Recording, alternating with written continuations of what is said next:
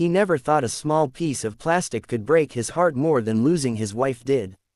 On a cold winter morning in Toronto, while snow quietly covered the streets outside his glass mansion, Daniel Morrison stared at his late wife's photo and felt the same emptiness he had felt for 3 years.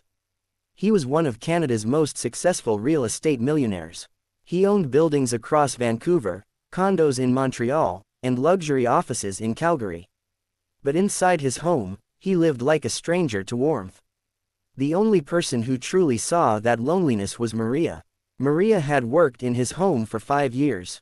She was quiet, respectful, and hardworking. Originally from the Philippines, she had moved to Canada to give her daughter a better life. She cleaned his house, prepared his meals, and sometimes, without him realizing it, kept him from completely falling apart. One evening, as Daniel prepared for a business trip to Ottawa, he noticed Maria looking worried. Her eyes were red, and her hands trembled slightly while folding laundry. "Is everything all right?" he asked, his voice unusually soft. She hesitated. "My daughter, Sophia, she's been very sick. The doctors think it might be serious. I need to take her for more tests, but it's expensive." Daniel didn't think twice. He walked to his office, opened a drawer, and came back holding his black credit card. "Take this," he said calmly. "Use it for whatever she needs. Don't worry about the limit."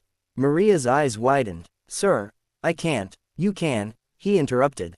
"Just take care of your daughter." For the first time in years, Daniel felt useful in a way that had nothing to do with money or power. Days passed. Daniel was in Ottawa closing a massive deal. But one night, while checking his banking app, he noticed a large transaction. $18,000. His heart tightened. He stared at the description.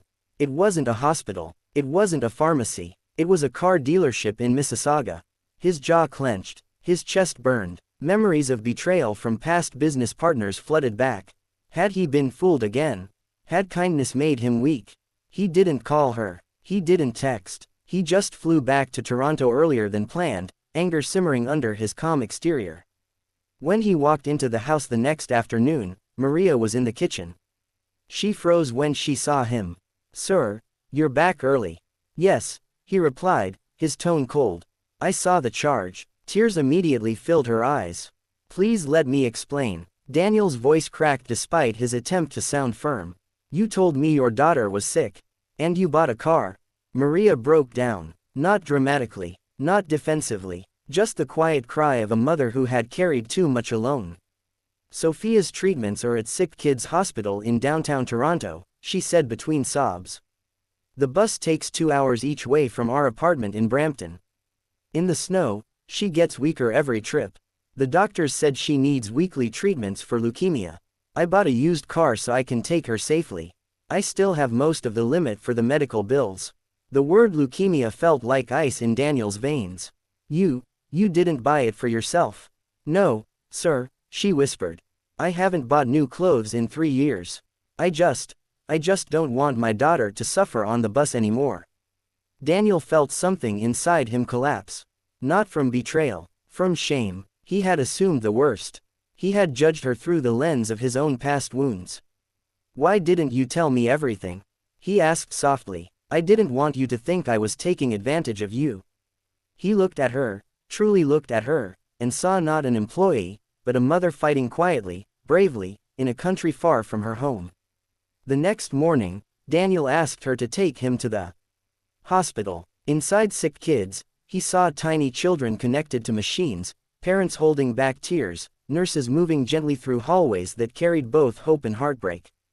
He met Sophia, a fragile little girl with a warm smile and a knitted hat covering her hairless head. "Are you my mom's boss?" she asked shyly. Daniel nodded. "Thank you for helping my mommy," she said. "She cries at night when she thinks I'm asleep." His throat tightened so hard he could barely breathe. That evening, Daniel made a decision that changed more than one life. He paid off all of Sophia's treatment costs in advance. He transferred ownership of the car entirely to Maria. And without telling anyone publicly, he created a small foundation in his late wife's name to support immigrant families dealing with childhood illnesses across Ontario. Weeks turned into months. Sophia slowly grew stronger. Her laughter began filling the quiet corners of Daniel's once silent home when Maria brought her over on weekends. One snowy afternoon, Daniel stood by his window again.